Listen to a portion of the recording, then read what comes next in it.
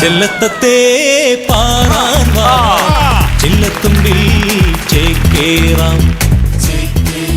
അപ്പൊ നമുക്ക് അഭിനയം അങ്ങ് തുടങ്ങാല്ലേ? നീ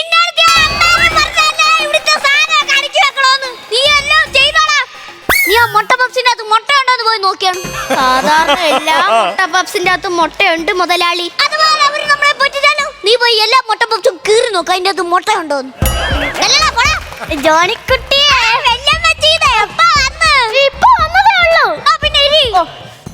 അവിടുത്തെ സ്റ്റാഫ് അവനാണ് ഒന്നും ചെയ്യത്തില്ല. അല്ല കുടിക്കേണ്ടി വേണം. അയ്യോ എനിക്കൊന്നും വേണ്ട, ഞാൻ നിന്നെ കാണാൻ വന്നേ. അങ്ങനെ പറഞ്ഞാൻ പറ്റുമോ?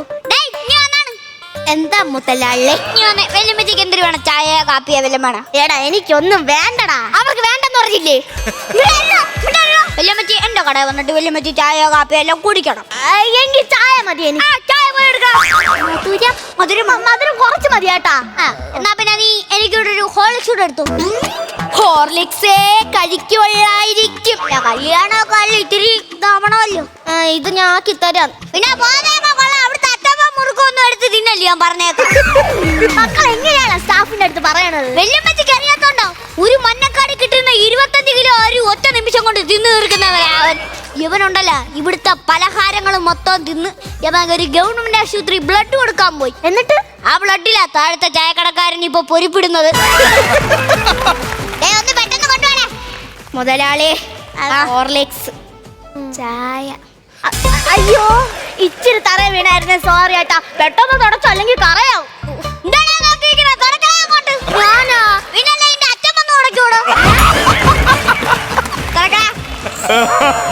എന്നിട്ട് തുടക്കങ്ങോട്ട്. അയ്യോ വൃത്തിക്ക് തൊട.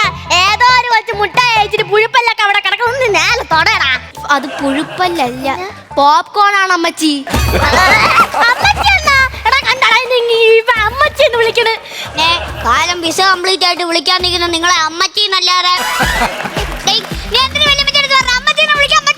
നീ മിണ്ടരുത്. കൊറേ നേരമായിട്ട് ഞാനങ്ങ് സഹിക്കുന്നു. ഞാൻ എന്താടാ നിന്റെ വേലക്കാരനാ? പോടേ. ഇങ്ങനെയാണോ മുതലാളിയെടുത്ത് സംസാരിക്കണ്ടോ? ഇനി മേലെ എങ്ങനെ സംസാരിച്ചോ? ഫോൺ പൊട്ടിക്കരഞ്ഞുകൊണ്ടോ മനെ ഞാൻ എൻ്റെ കുറ്റങ്ങൾ സമ്മതിക്കാം. മനസ്സിനെ താമരയാക്കിയ ലക്ഷ്മി.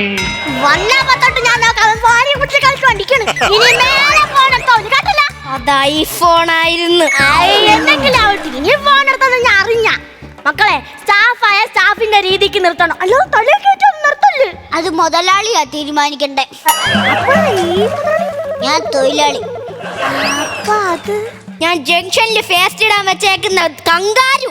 പൊന്നോ അമ്മച്ചി, നിങ്ങൾക്ക് കണ്ടാ മനസ്സിലാവില്ല. എന്റെ ഫിഗർ കണ്ടാ നിങ്ങൾക്ക് മനസ്സിലാവൂലേ? ഞാനാണ് മുതലാളി. ഇവൻ എന്റെ പണിക്കാരാണ്, അറിയാമോ? ഇവൻ പെണ്ണിട്ടല്ലാന്നൊക്കെ പറഞ്ഞപ്പോ എന്റെ മനസ്സലിഞ്ഞ് ഞാൻ ഒന്ന് കൂടെ തന്നെയാണ്. അവനാണ് മുതലാളി എന്ന് പറഞ്ഞോണ്ട് ഇനിയൊന്നും പറ്റത്തില്ല. എടാ നീ എന്റെ മോളെ ചതിക്കായിരുന്നല്ലേ? ഒരു സ്ഥാപനമുള്ള ഒരു തന്നെ ഞാൻ ഇന്ന് കണ്ടുപിടിച്ചിരിക്കും. അപ്പൊ അവൻ ദേഷ്യം വന്നിട്ട് വയ്യ. അയ്യോ വലിയപ്പച്ചി പോയി. മുതലാളി എന്റെ ജോലിയുടെ കാര്യം ജോലിയും പോയി പെണ്ണും പോയി. ഇത് വല്ലാത്തൊരു ഐഡിയ ആയി പോയ ടീച്ചറാ.